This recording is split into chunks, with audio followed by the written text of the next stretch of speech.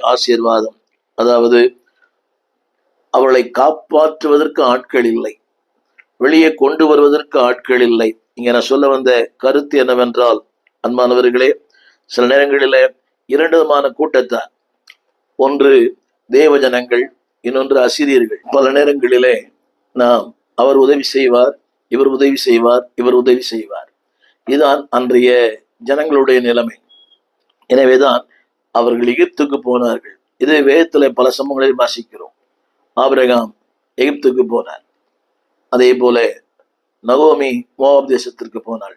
பல நேரங்களிலே we choose a wrong place and also we choose a wrong person. என்னை கேட்டுக்கொண்டு அன்பு தேவ பிள்ளையே, பாடுகள் உண்மை, போராட்டங்கள் உண்மை, பிரச்சனைகள் உண்மை, எல்லாமே உண்மை. ஆனால் சரியான இடத்துக்கு நீங்க போங்க. ஆலோசனை கூட பாருங்க, we go to the wrong people. அந்த ஆலோசனை கொடுக்கிறவர்